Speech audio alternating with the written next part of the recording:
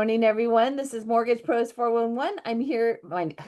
I'm Audrey Boisno. I'm here with Kevin Casey, and today we are joined by Bob Simpson. Bob, you are certainly one of our favorites. Bob is an expert in many things, but just as a little background to give him a little credibility, I realized that you not only graduated from UCLA undergrad, but went to Duke University Law School. So that is not for the faint of heart, Bob.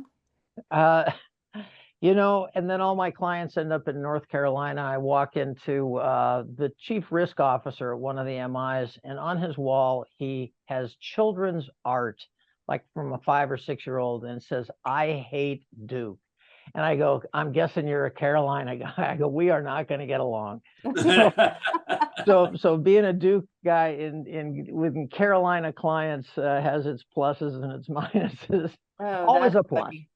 See, Yeah. on the West Coast, we're like, Duke, that's a good school. That's all I think about. So, anyway, uh, tomorrow we have the Fed minutes. I don't know if you've noticed, but we're in a government shutdown and we're not getting a bunch of reports.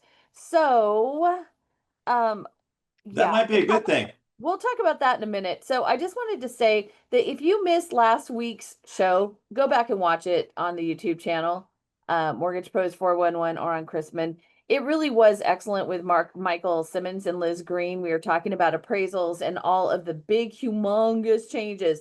For some reason, God, that sounds ridiculous. But anyway, I didn't realize how sweeping these changes are. Like we're literally getting a new form, a new way of doing things. It is very different. So anyway, they promise it's going to be great. I believe them.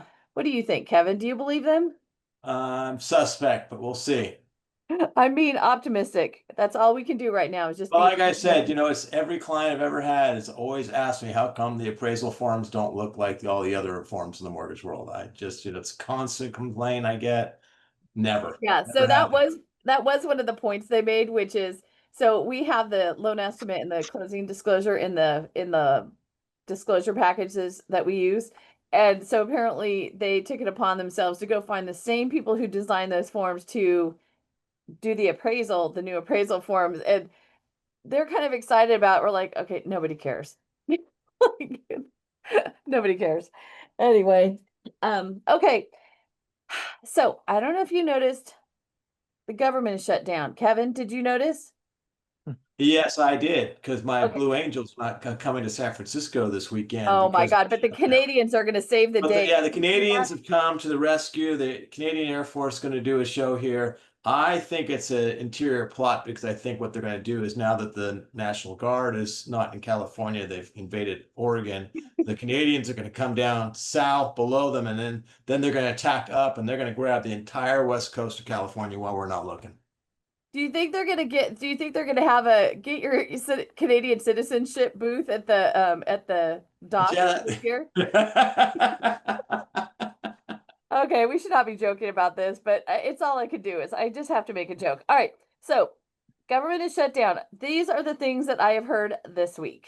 So apparently, most of the USDA staff has been furloughed and they've halted loan guarantees and conditional commitments. So USDA is kind of SOL right now. FHA, they've suspended HR and condo approvals. It sounds like they're still sort of operating. VA has a thinner staff, but weirdly, well, I guess it's because they're not technically a government entity. Fannie and Freddie are just fine. And obviously, we know that FEMA is not issuing or renewing policies. But I will say that we do have other options for insurance for flood insurance. So, if you haven't checked out private flood insurance, and I know it's not available in every single state, but it is a good thing. Like sometimes it's way less expensive. So I've had it be Well, way you should less be looking expensive. for it if you can get it anyway. But what if you don't have an option? Now you can't close. That is correct. Okay, moving right along. So, I Barry No, Habib. so that's not a problem. Moving right along. Okay, just keep going. Okay, we're just dealing with what we can control right now. I'm just going to share information as I heard it. This is going to be like playing telephone, by the way, because Barry Habib was talking to Eric Cantor, and then he told me, and now I'm telling you. So, take this for whatever it's worth. So, Eric Cantor is the former House Majority Leader. And he indicated that this could be a long one, as in this could go into November. So when asked how long, like what is going to be the catalyst that moves this thing, he said it's when the public gets really pissed off. And that's when they start losing their pay or their services, right? So that makes sense. And they gave a bit of a timeline, actually. So military stops getting paid on October 15th. They'll get back pay, but they stop getting paid. Government civilian workers stop getting paid October 24th. Air traffic controllers get half a paycheck on October 14th and then stop getting paid on October 28th. The government contractors are not going to get any back pay. So those people are out of work right now and they're not going to get paid. Here's the kicker. Guess who does continue to get paid through all of Congress. it? What? Congress. Congress, that's right. Ding, ding, ding, ding, ding. So I would say that if we took away their pay during this, that it would probably end faster than anything else will make it in, anyway. So good Lord. So Also, I can just say, because I happen to have a charity that runs and it requires federal funds right. on a monthly basis. But we have enough in reserves to cover this. We can go a whole year without the federal funds coming in. So Okay, but we're when okay. But what government, happens is the other charities that we work with in the area don't have those monies. And in past years, we've ended up having to lend other organizations to the money to keep feeding seniors in the San Francisco area. So okay, so when it gets going again, do you get paid what you? yeah, you'll get it, but it never comes fast. That's one of the reasons why we have the reserves, is because even from when it switches from one fiscal year to the next fiscal year, suddenly they forget that they have to pay every month. And so it'll go 2 or 3 months and then they suddenly will catch up. But that's, the joy of working with federal funds on some stuff. So as I do, I get curious about things occasionally, and I was wondering about other shutdowns that we've had. So it looks to be that we've had 11. The three major ones were the 16-day shutdown in 2013 during President Obama's administration, where they were fighting over the implementation of the Affordable Care Act. Then, let's see. So that was 16 days. 21 days in 1995-96 during Bill Clinton's administration over opposition to major spending cuts. And then 35-day shutdown, I didn't remember it was this long, in 2018-2019 during the first presidency of Donald Trump, caused by a dispute over the expanding barriers on the US-Mexico border. I did not remember 35 days. Now, this came from my not usually my good friend Wikipedia. So, if anyone else has better information than that, knock yourself out and let me know. But that gives us an idea. And so it's not a tactic that hasn't been used before, but oy vey. Just another quick reminder. So NMLS kids, if you have not done your NMLS, make sure you're doing it. We talked about it last week. Some of the steps are taking longer. Make sure you're checking to see if you need a credit report and a background check. Some of the states are trying to line up everyone so that we're all on the same schedule, just in case, so like we're all getting background checks the same year instead of some years, some other years. And if you have frozen your credit, unfreeze it so they can actually run your credit. And just another quickie Chrisman Marketplace reminder, because if you want information on what's going on in the mortgage world and you don't hear it here, you could see it there. All right, they're a good resource. Okay, so back to, are we done with the government shutdown? What do you think? No, I think it's going to run into, the next one's scheduled for November. So I think they're going to go right all the way through into November. What do you mean the next one is scheduled? It's not. They're only trying to balance the budget. What? From what I heard is they're trying to balance the budget now, but they'll run out of money in November again. So they would face another shutdown in November. So why don't we just stay shut down until November? Well, if we're to believe Eric Cantor, that is probably what's going to happen. And can you imagine that they open up for what, like a minute, and then they close again? Mhm. You may have noticed that we didn't get a BLS jobs report last week. I mean, to be honest, I really didn't miss it. although there is a big gap in the data that we might be getting. And by the I way, think that's a great idea. I think you well, just need to wait till next month. Now they have 2 months of data and it's gonna be a more accurate number. And then just keep going at that pace all the time, 2 months late from here on. And then right. next year, when they do it another month later, and then a 3 months delay on all of it, really accurate numbers every time they come out. Okay, this could be it. I mean, never mind that, maybe half the people that are being polled on their surveys are involved in the shutdown and aren't at work and aren't answering anyway. But this could be the solution. So you just shut down the government so that there's no data being generated until it's accurate and we're done. Perfect. Because we're also, by the way, if this extends, we're not getting the inflation reports either. We're not getting PCE. We're not getting, yeah, it's not happening. So nothing's changed. That's why. If Oh, there's no really? data, Everything's then nothing has changed. Oh my God. Anyway, so yeah, I didn't miss that. The ADP report though, which we did get for September 3, it was negative, down 32,000 jobs. They expected 50,000 jobs created. And so 3 out of the 4 last months were negative jobs. Yeah. But yet we still have Fed members that are running around saying, everything's fine. We're stable. It's great. Don't worry. Also, did you see that the new BLS head got booted? I can't remember his name. I think he might have been one of my compadres, but No matter what his name was, he only lasted 4 weeks, right? I don't even think I don't even know if he lasted that long, and I don't know what his crime was, except that we got a jobs report that didn't look great last time, so it could have been that. But Well, no, you know what? I should ask Trump if he would let me run that. oh God. And you know what would happen? I You would pull it probably right out of your ear, that's what would happen. no. I would just report the same correct numbers and he'd fire me too, but at least I'd have the severance package, right?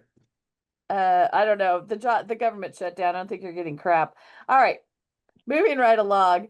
There were a bunch of Bob, last week I told everyone that I had 6 pages of stuff. I think I got through 2 pages of it. So we're gonna be making up some ground today. Quickly, I just wanted to say that apartment list for September was down 4/10 month over month, down 8/10 year over year. So and I'm talking to landlords and they are not as they're having some trouble renting some of their properties.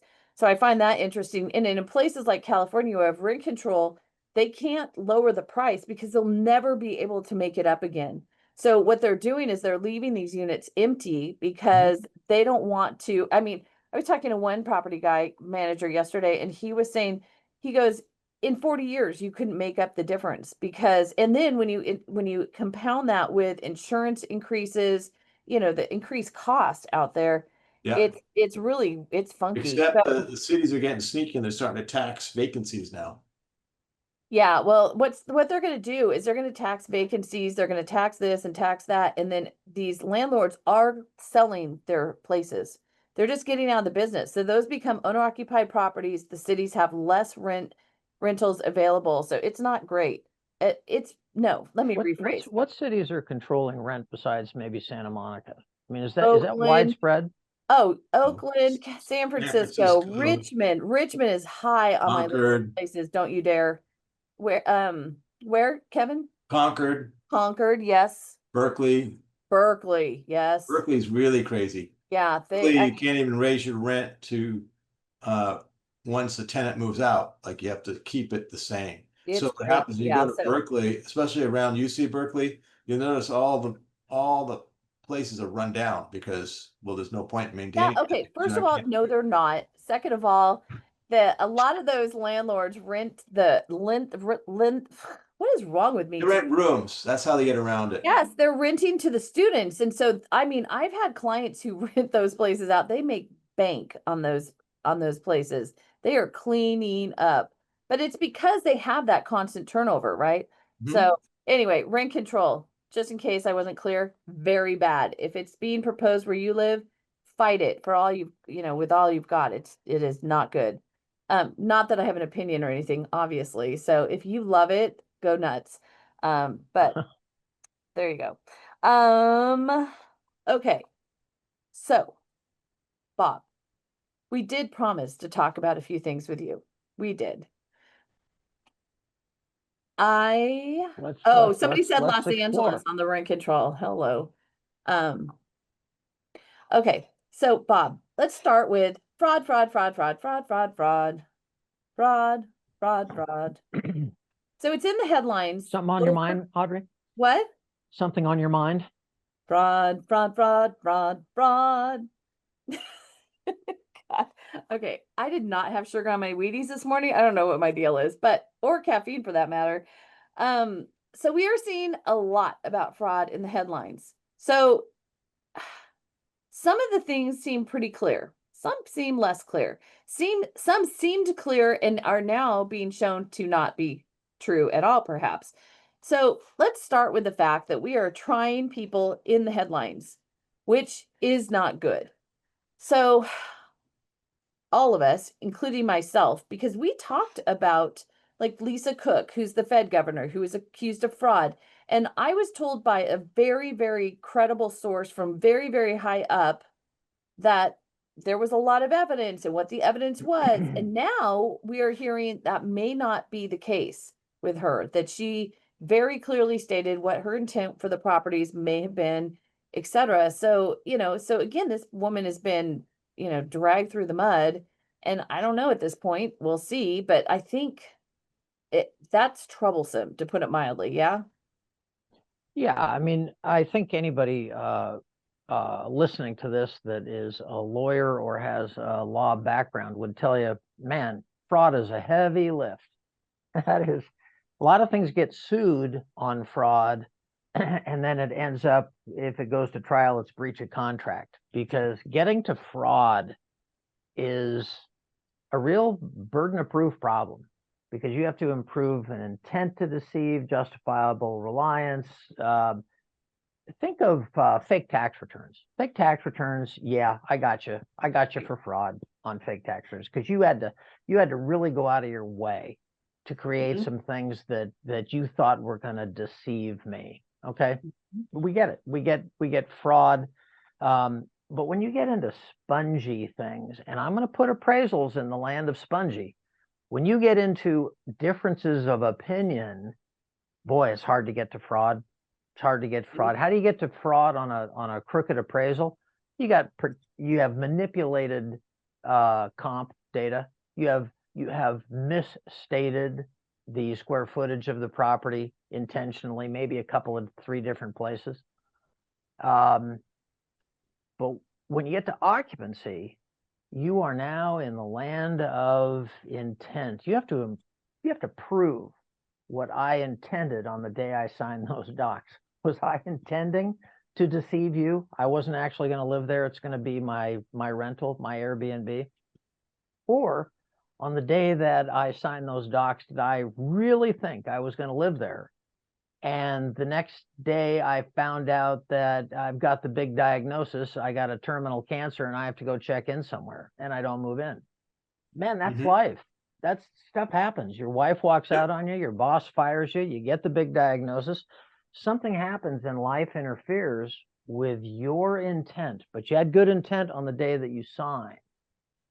Getting to fraud on occupancy is that's a heavy lift, and to go to trial, to actually get somebody on that, I would have to have them signing the Airbnb listing for this property the day before we closed. I'd have to have something like that before I could ever present an effective argument that you lied to me about your intent. And even that, maybe they're buying this as a second home, but they're going to be there, this time to this time, but they know they're not going to be there from this time to this time.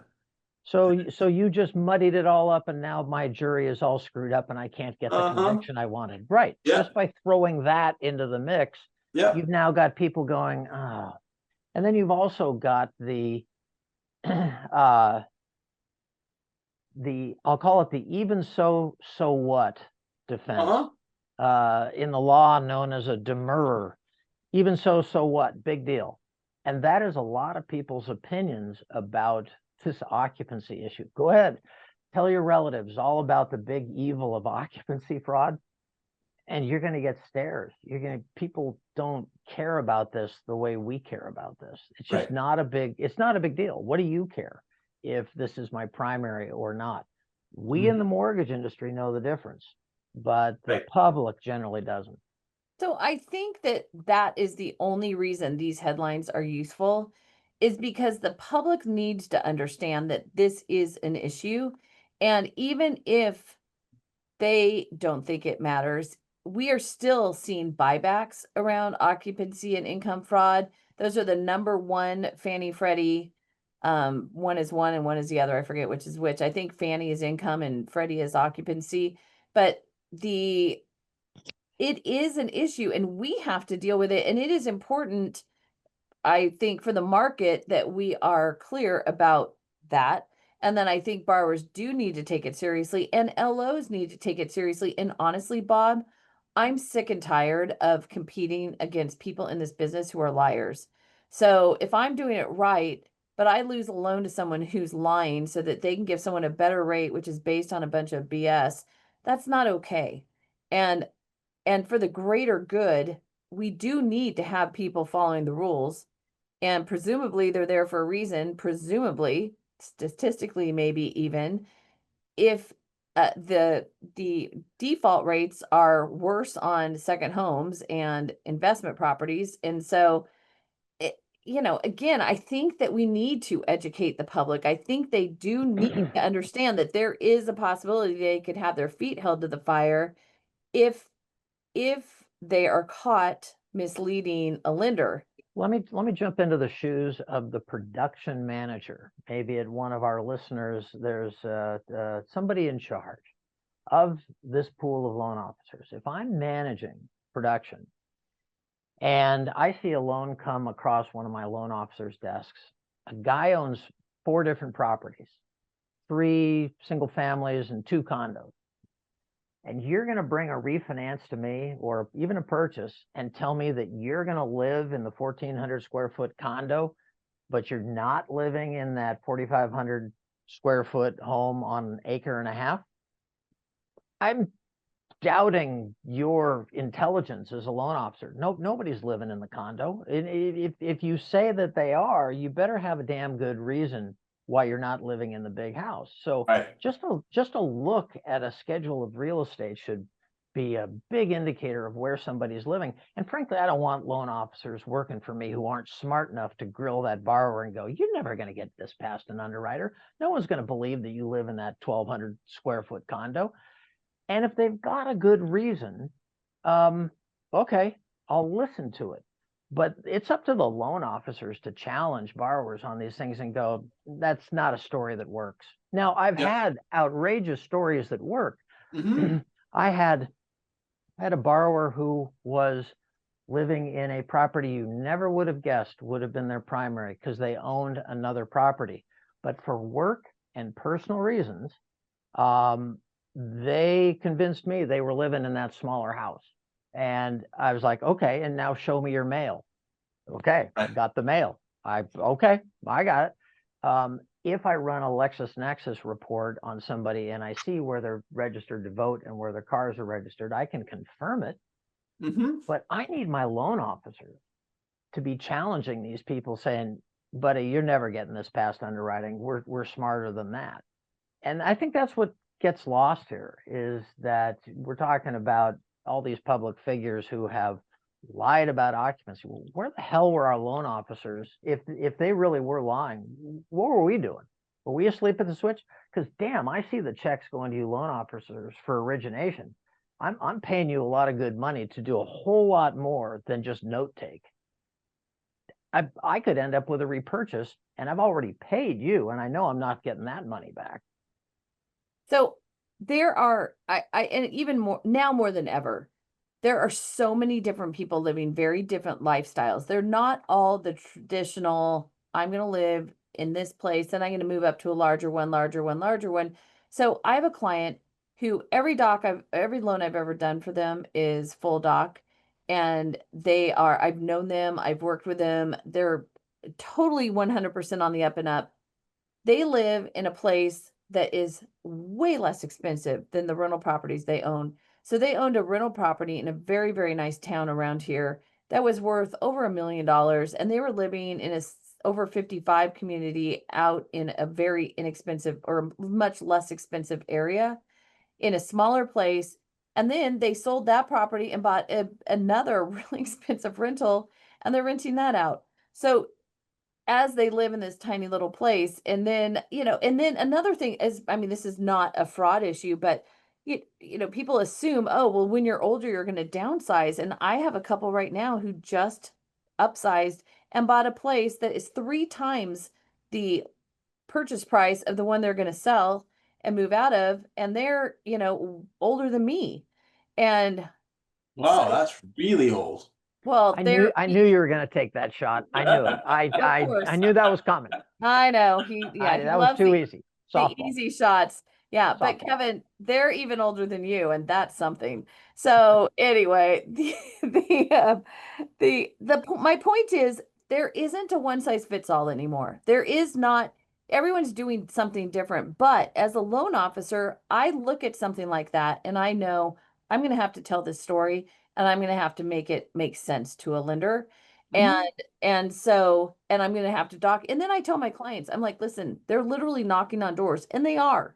They're knocking on doors, and we talked about this last time. We'll get into this a little bit in a minute, where they're using technology to find fraud that we didn't even dream of before. And so these are things that not only do loan officers need to know, but borrowers need to understand it too, because you don't know when like Fannie or Freddie, when are they going to turn their sights on you in your particular situation? When are you going to come up in a data scrape that reveals something that you'd never thought anyone would Oh, know? yeah, I get away with that, huh? Yeah. Right. And so I think, I had an attorney get caught on it with a LexisNexis report, which I thought was so perfect. And that he had said that, this property was his second home, blah, blah, blah. And then sure enough, there's LexisNexis report shows, well, but there's someone else living there. Like, yeah, okay, how do you explain that? yes, exactly. Okay, so we have a bunch of comments. So Tiffany, who thinks she's really funny, said that I never have an opinion. I don't know what she means by that. Rude. I think that's Jason said that's our next headline. Oh my God. Well, Jason was saying, oh, that's the title for this one. Fraud, fraud, fraud, fraud, fraud, fraud, fraud. Okay, so John had commented that unfortunately NMLS and DRE tests don't really test or verify integrity of its members. That is so true. And then Peter said, how many sales managers care more about the production than the rules? And that is not an untrue statement. That hurts. That is truthful enough to hurt. It is truthful.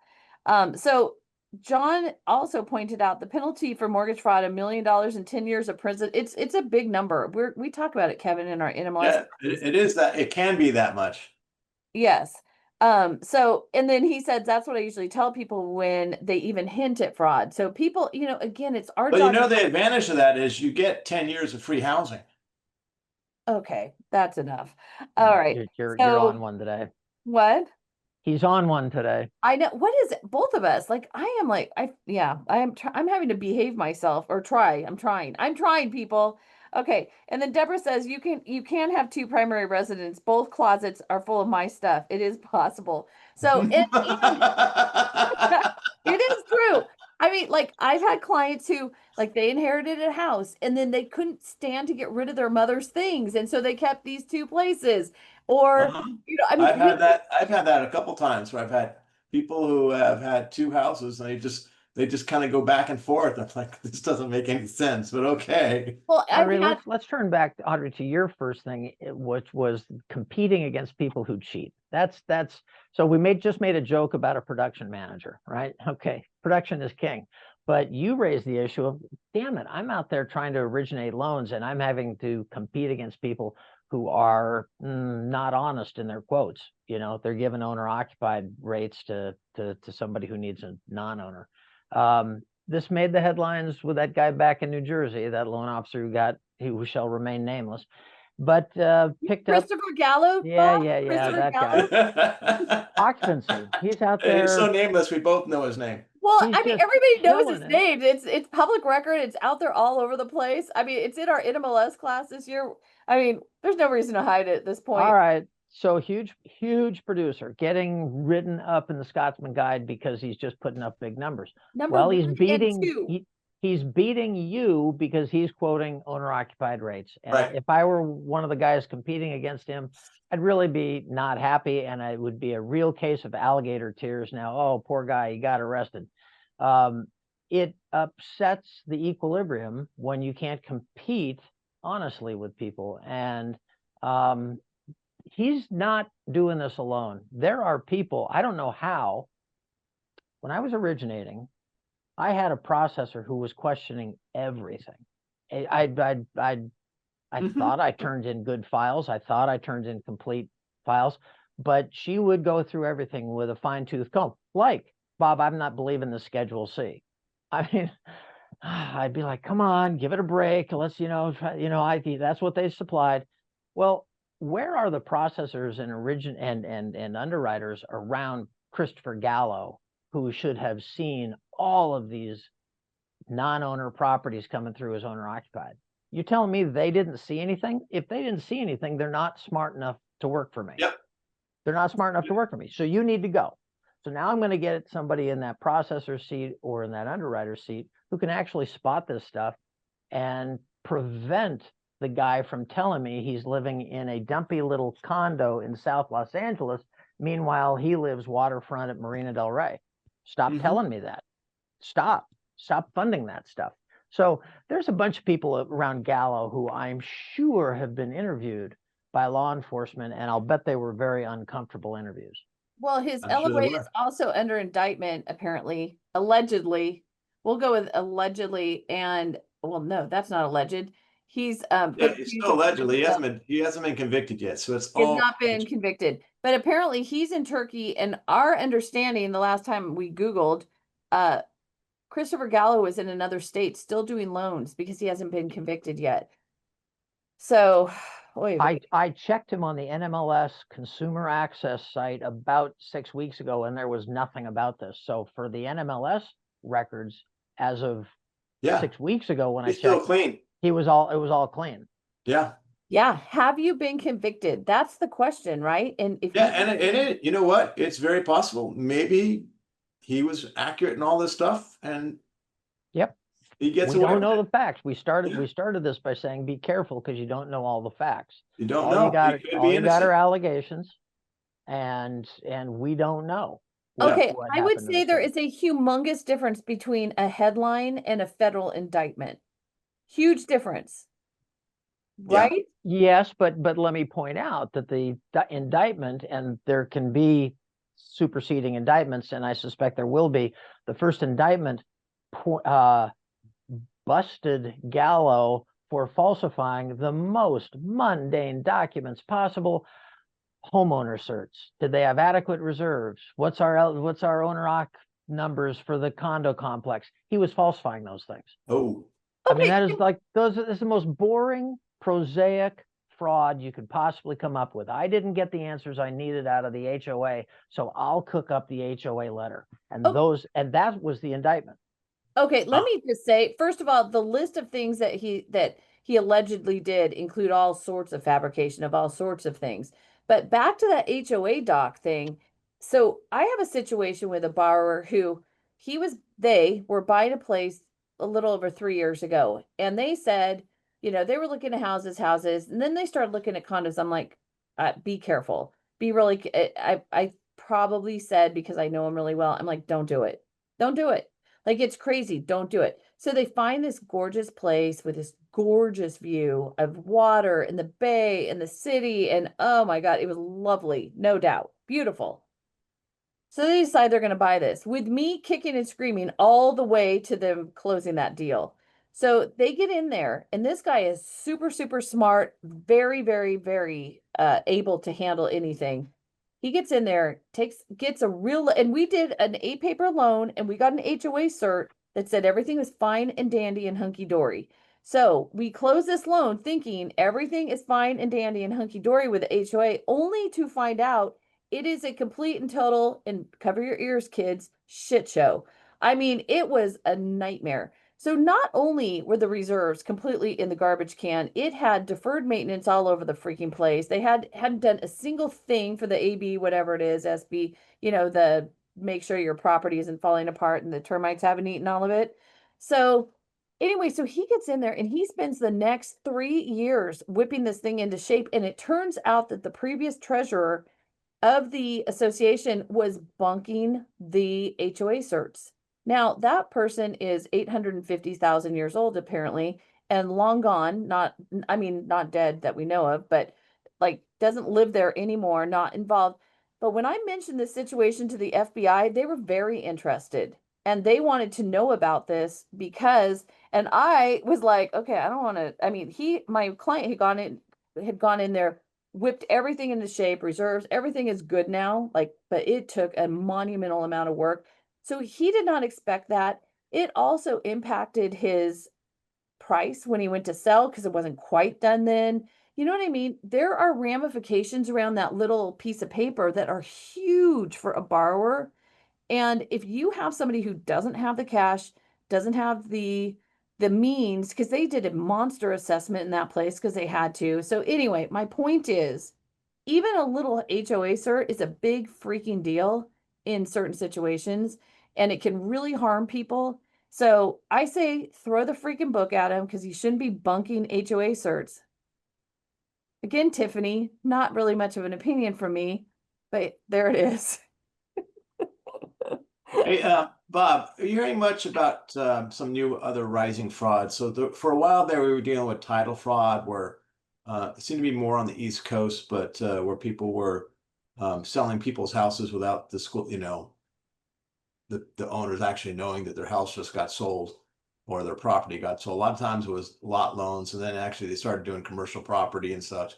But now I don't hear of that as much anymore. Have the title companies or cracked down on it, or what's going on with that? You know that you're going to need a really smart title guest to get into all the intricacies of that. It's an old fraud. I mean, I file a satisfaction of lien on your property, and then borrow against it. That's an old one. Or I transfer the property to me with forged deeds, and by the time you get into the legalities of voiding false deeds, I mean, you're seriously into your lawyer's fees at this point. And, Right. I heard these ads, and I remember my first reaction was, I don't believe it.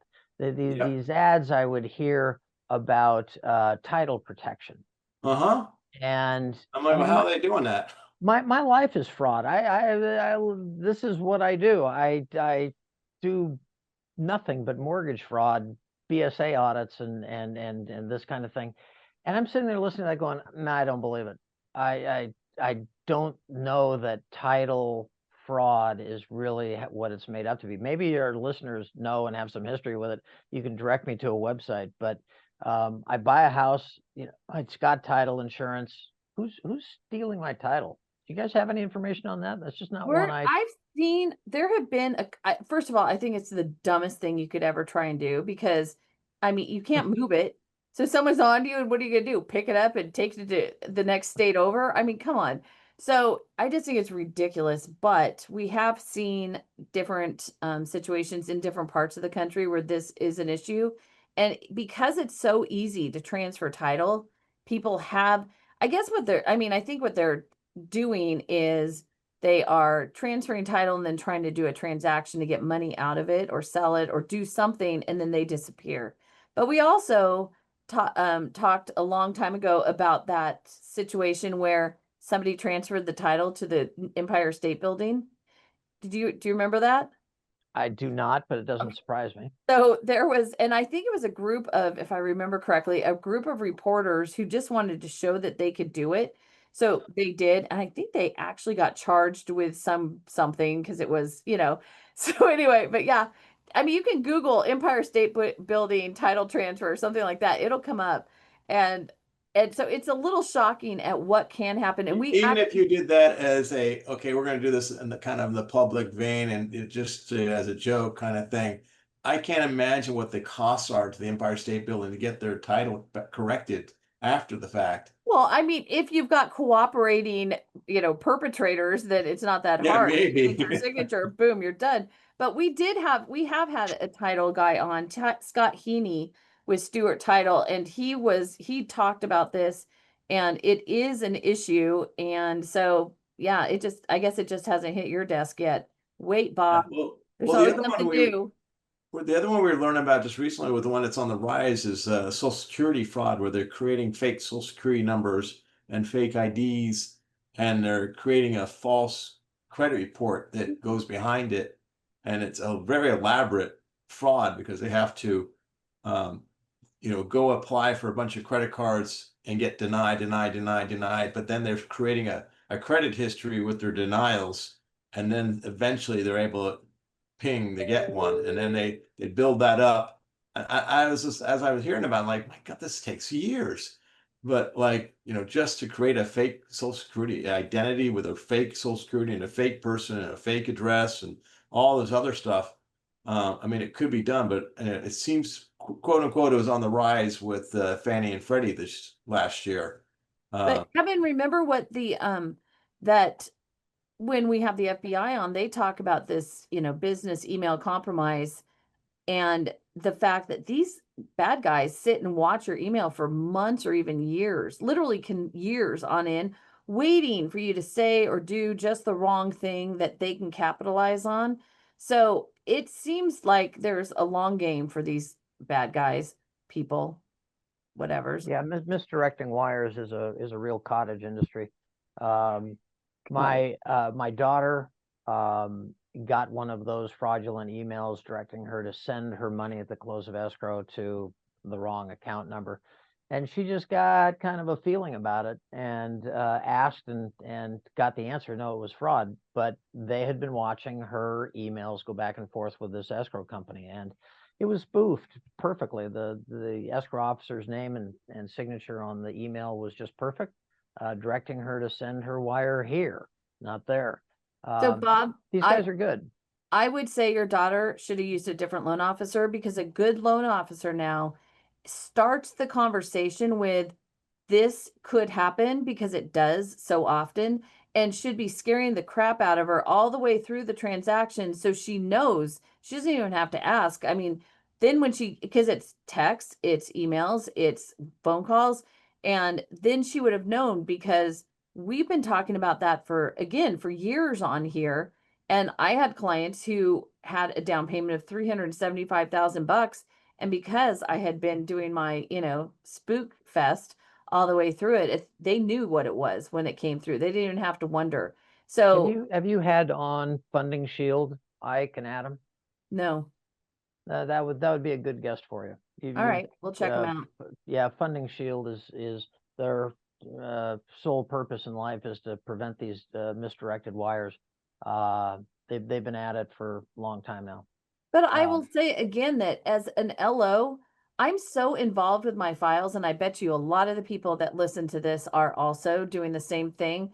I mean, I'm sitting at the closing, so I remind them. I say it during the process, because that little message that's at the bottom of the signature line from escrow that says wire fraud is on the rise, look out for, they don't know what that means, and it just kind of goes through. So you have to say it, you have to write it, you have to say it again. It's got to be a constant message throughout the transaction. So by the time you get to the end, you're sitting at the signing and you're like, and here are, because the escrow officer sends those wire instructions again with the funding package. And so they have that right in front of them. And I just tell them, I'm like, you either use these or the original wire instructions that you use to send the deposit wire. That's it. So yeah, I would just say, that we can do this easily. This is not a problem as long as we're doing our job. And you don't get that from a call center or some schmo who's just going to tell you whatever they want to tell you to get the loan. Okay, so Peter made a comment going back to the title transfer fraud. He's dead right on this. I think it's often done on vacant lots or remote second homes, where by the time it gets discovered, the bad actors are long gone with the money. And when he said that, I'm like, okay, that is what we've heard too. They really do target properties that aren't going to have, they won't necessarily have somebody getting the mail at the address, or yeah, they're smart about this stuff. These horrible bad guys, people. Sorry guys. I know that you're not alone in this. Occasionally there might be a female involved. Yeah. So yeah, again, we have to watch the headlines, because even when you are told that, you know, what supposedly the facts are, then you find out later that they're facts upon the facts. So that kind of leads me, not kind of, that leads me to the Bank Secrecy Act. So we have BSA and then SARS in our continuing ed for NMLS every year, because people aren't following the rules. So we cover, again, every year, that you have to have policies and procedures around BSA, and that you have to have an AMLCO, right? You have to have a person that's designated to give these reports to if you need to file a SARS. You're not allowed to tell anyone that you did it, blah, blah, blah. So, but, and that you have to have an annual review and make sure that you're doing an annual audit, right? So you're the BSA expert, the SARS expert. So tell us from your perspective what you're seeing out there and what brokers in particular should be doing, and LOs, not just brokers, what they should be doing around this subject. All right, about the most useful thing I can say for the audience today is this. A lot of conversation is going on right now about what is going to be enforced by the CFPB, what the states are doing, the Corporate Transparency Act, the Foreign Corrupt Practices Act. There's a lot of conversation. And so just to clarify for every mortgage professional listening, the obligations under the Bank Secrecy Act have nothing to do with the CFPB. They go back to 1970, and under the Bank Secrecy Act, it says you gotta have a BSA officer who's adequately supported. They have to assess your risk. They have to do an annual, maybe 18-month independent audit of the system, and they got to file SARS when they see something suspicious. And suspicious is all the big crimes, you know. It's all the gun running and cocaine and all that stuff. But it is by definition fraud, and that's what ends up on your desk as a mortgage professional. You've got the duty to report fraud, and so that's what's going in the SARS. So it ties to you, regardless of anything anybody's saying about the CFPB being gutted or what they're doing here or there. It has nothing to do with your obligations under the Bank Secrecy Act. And since 2012, it is all these laws have been deemed to apply to mortgage lenders. So prior to 2012, I guess it was a question, but officially, you've got to play ball with the BSA regulations, including, you know, annual training. You've got to, and so let's just say you're a shop with 45 people and 15 of them are loan officers. Well, 15 people are looking at their NMLS training saying, I got to pay for that. But all of your 50 people have to do this BSA training every single year. And that's from new hires to the board. So, and notice, I want to point out, it has nothing to do with being nice or honest to your borrowers, disclosing your fees and all the stuff that we know goes into Tila Trid, all that stuff. This has nothing to do with it. This is all about don't do business with Pablo Escobar's nephew.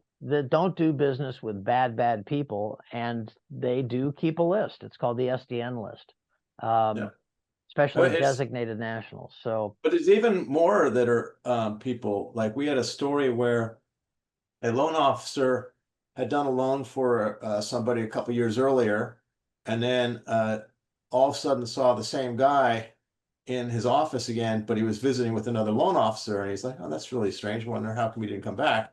And so he kind of pulled the loan officer aside. Hey, isn't that Joe Johnson so-and-so, but who is he with now?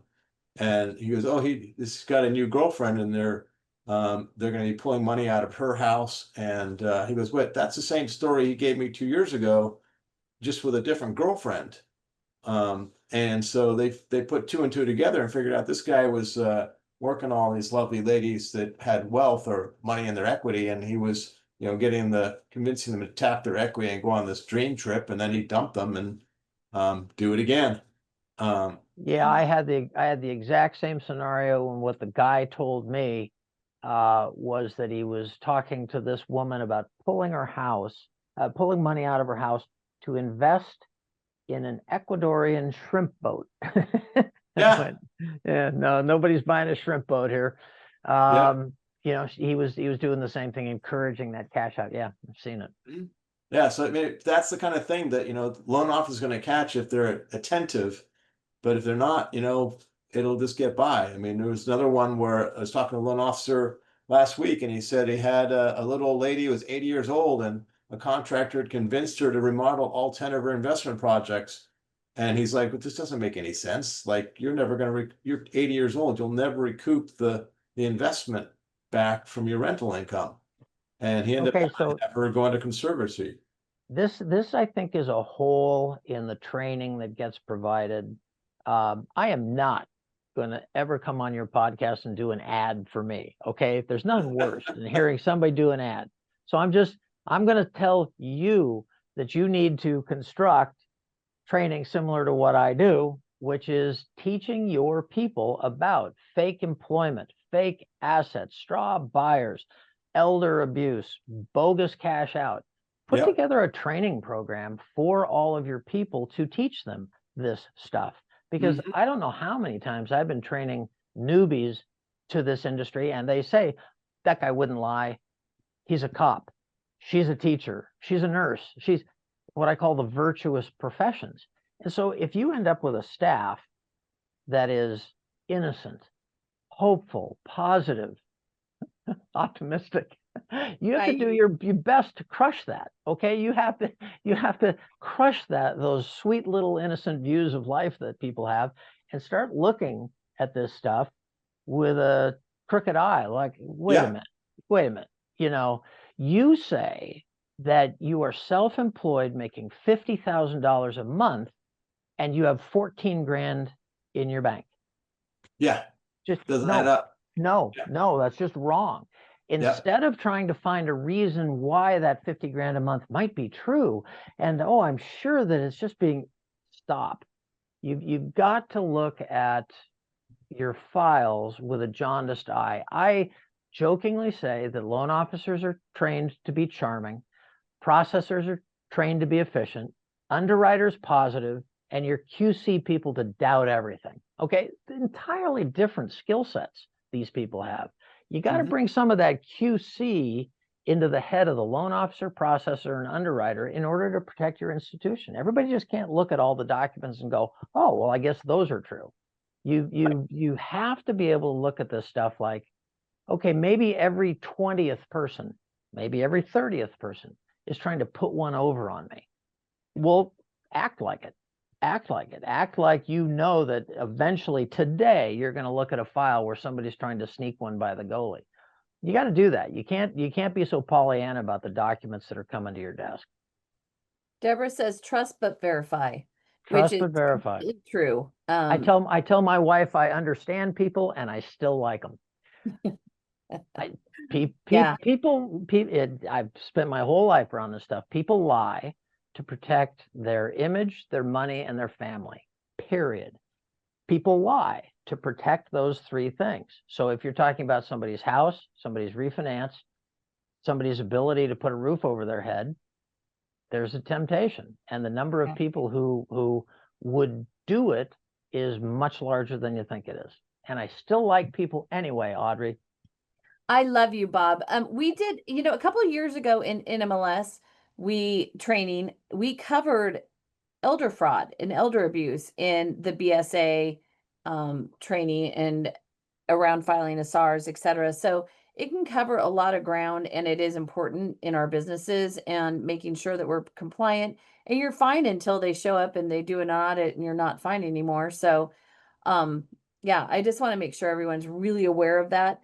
I want to take a few moments and go and talk. I want you to refresh us on the Palantir technologies and AI and how it's being used in industry and in audits, et cetera. All right. So if you are listening to this and want to just have a feeling of creepy, go to Palantir's website. Okay. Creepy. They supply intelligence to every top secret government entity you can think of. And there's a paragraph somewhere in their site that says, we provide the right data to people to make the right decisions. So, they're putting a cheery face on it, but God, they're just into everything. and they know everything, and they've got contracts with all of the NSA type entities. All right. So Pulte says we're going to employ that to find mortgage fraud. Okay. Okay. Rookie mistake on his part, because the first thing that happens is people go, well, man, a lot of this is just public record. Let me check his rich parents.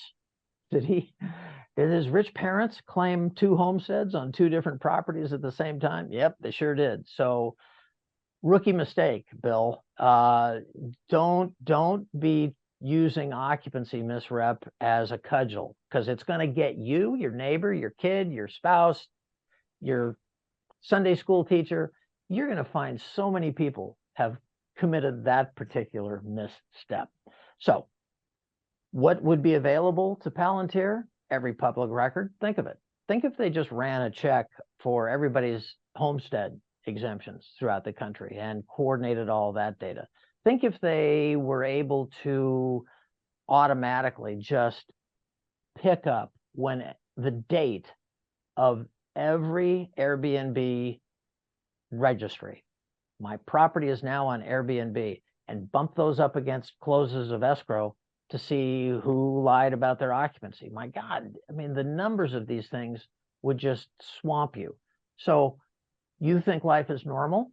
You go into your office Monday morning, you think you're going to have just a fine week. Everything's just terrific. And by 1 o'clock in the afternoon, you know that your book of business has 610 occupancy problems, all thanks to Palantir and their automated technology. Now, even 50% of them are false positives.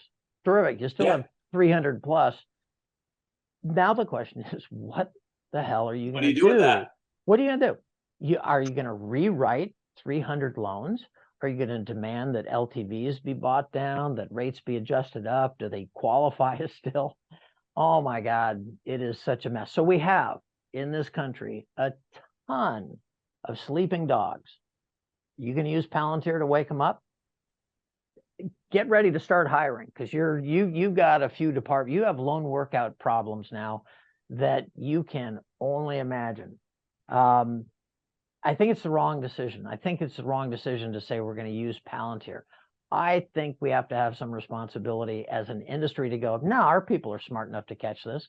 I can sniff out a rental versus an owner occupied, and I'm going to educate my loan officers in it. We got this handled. Don't need to bring AI into this mix. I just don't think it's the right thing to do. And I've spent my whole life fighting mortgage fraud. But it's a sleeping dog that I don't think you need to wake. And I think it is ultimately the responsibility of us, the lenders, to adequately screen and underwrite our files. That's our job. That's what we get paid for. That's why our loan officers get the big bucks, is to be good at your job. Don't be terrible at your job, because there's only 2 options. Lisa Cook deceived a loan officer, and he or she got tricked by a non-mortgage pro, or that loan officer was in on it. 2 options. That's it. Or she didn't commit fraud. She didn't commit at all. So bad example to give. I have a good example of it. I had a client. I was an expert witness on a fraud case, and the attorney started saying, well, she must have put all this fraud together. And I'm like, there's someone who's only done 5 refinances in their life, doesn't understand the background of what we do on the mortgage side.